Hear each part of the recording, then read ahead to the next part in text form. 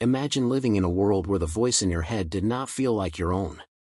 This intriguing possibility lies at the heart of one of the most controversial theories in psychology and human history, the idea that early humans may have experienced reality in a way that resembles what we would now call a hallucination.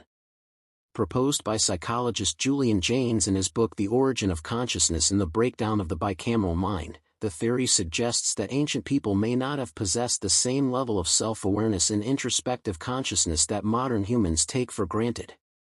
Instead, when faced with difficult decisions or stressful situations, they may have heard internal commands as external voices they interpreted as gods, ancestors, or supernatural beings. To them, these voices were not imaginary. They were as real as the sound of thunder or the sight of the sun rising over the horizon.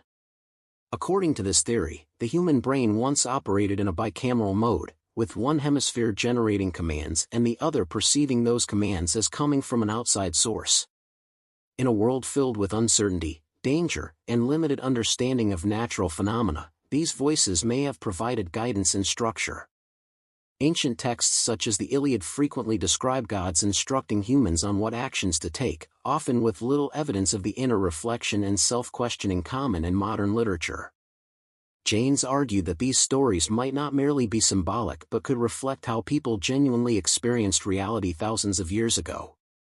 Rather than carefully weighing options and making conscious decisions, early humans may have followed auditory experiences that felt authoritative and divine.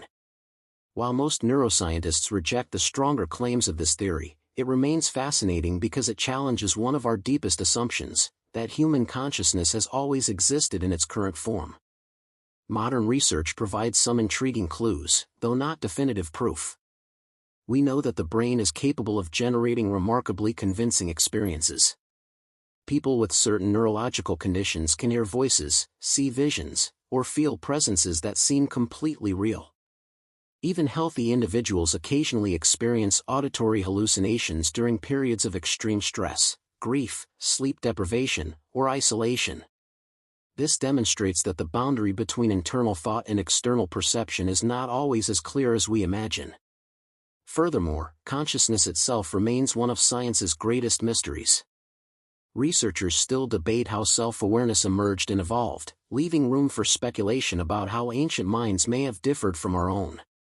While there is no concrete evidence that entire civilizations routinely experience divine hallucinations, the possibility reminds us that human perception is shaped by both biology and culture.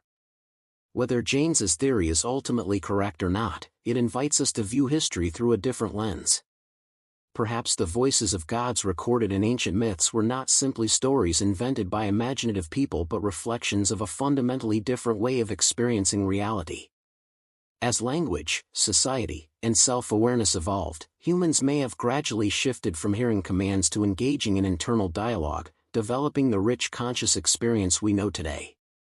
The question remains unanswered, but it sparks a profound realization: the way we experience reality may not be the only way the human mind has ever worked. The ancient voices that guided our ancestors may have faded into silence, yet they continue to echo through myths, religions, and the enduring mystery of consciousness itself.